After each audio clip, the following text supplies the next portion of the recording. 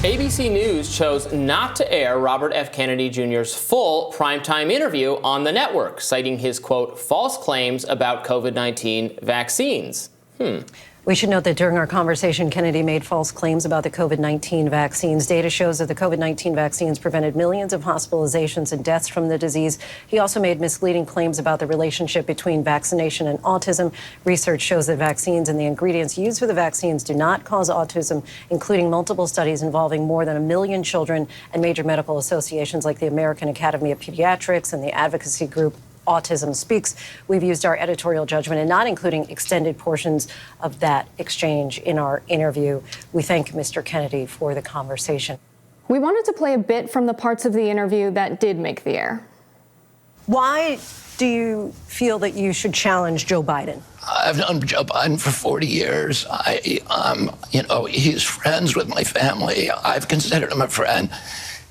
His approach to government and to the Democratic Party is, to me, is completely different than the way. I don't believe that we should be the party of war. I don't believe that we should be the party of Wall Street.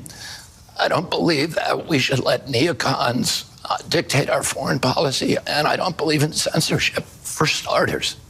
And those are all values that are traditional Democratic Party values that this White House has departed from. So they did not show part of the interview where he started giving his views on vaccines, which and his very anti-vaccine views actually predate the whole COVID vaccine controversy.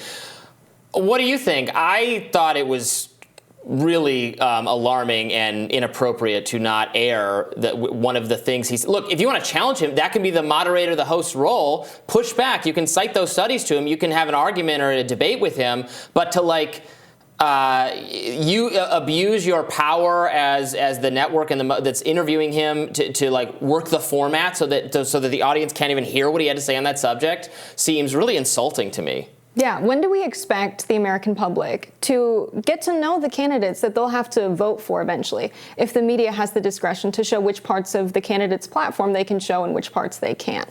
I think it's absolutely absurd.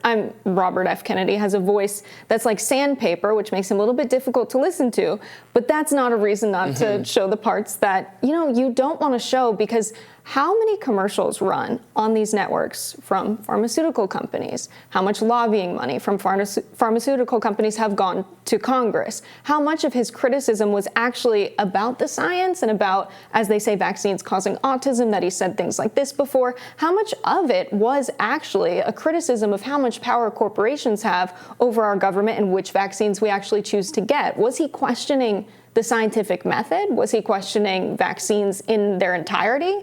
Or was he making a criticism about the corporate control of Big Pharma on Washington? Right, we don't know, because we don't get to hear what he actually said. I mean, this has happened to me in articles I've written where I've just cited studies about mandates for, did mask mandates in schools help or make what did they improve the situation? There was some study that suggested maybe they again, it was not against masks, it was just saying that the mandates weren't making much difference. Yep. And then when it got fact checked on social media by their fact checking partner, they blurred out what I had actually said. And they claimed I was saying masks didn't work, even though I never wrote that in the article. So maybe he said what they say he said, but we didn't get to see it there. And then also just the really naive idea that you can prevent people from learning alternative information about incorrect information about vaccines at this point.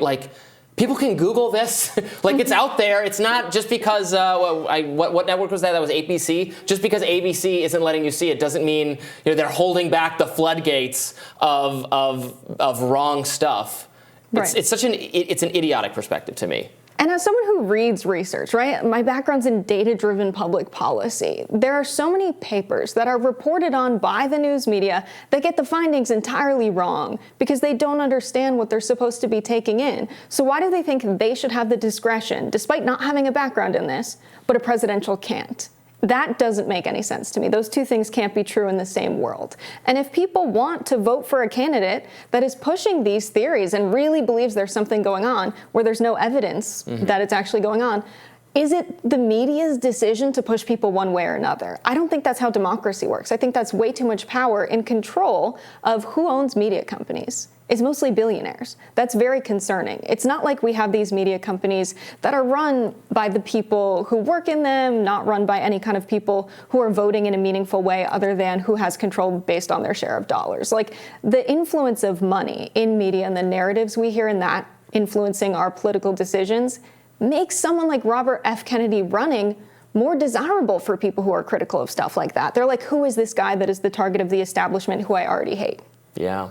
I'm not denying that money has an influence, obviously. With these people, my view is it's ideological at this point, from like an establishment, like mainstream media, reporters, journalists, pundits, have really bought into this idea that they are the guardians against misinformation, and misinformation is what's destroying our society.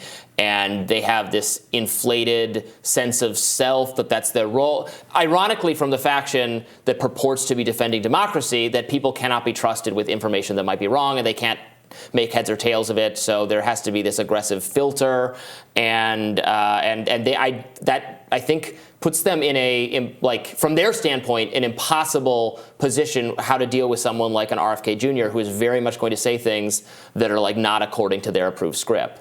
And they don't. It's going to be very interesting to see how they handle that. I guess this is how they're going to handle it. They're going to give him little sound, let him speak every now and then like blur out the rest, which will just be, as you said, not a democratic way to approach this at all. It's interesting that it's coming following MSNBC now saying, all right, Trump had his situation in New York City where he had to appear in court, and then he went back and gave a speech. And they said, we're not airing this speech. There are consequences to reporting on this misinformation.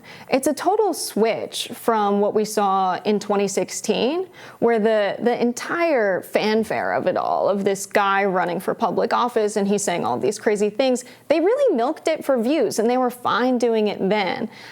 They didn't know that there would be consequences to it then. I find that very hard to believe. And then to take the noble position that, it was misinformation, we can't allow our viewers to be misled, when they frequently allow their viewers to be misled. I mean, the New York Times will publish on randomized controlled trials saying that the opposite of what the finding was, or obfuscating the actual finding of the study, and they'll run stories like that on the front page. So it really rubs me the wrong way when you have a cohort of people that feel that they're above the public. And why do they maybe believe the public shouldn't be equipped to make decisions about scientific research? I don't know. Maybe we've really downgraded the public school system in the United States. There's no reason we can't teach people in K through 12 education to read research papers and literally take in medical studies and make decisions for themselves about vaccines. That's an idea.